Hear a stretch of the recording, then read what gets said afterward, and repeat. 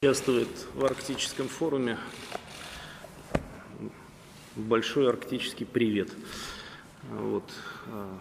Но это не значит, что на заседание правительства нужно опаздывать, Александр Николаевич.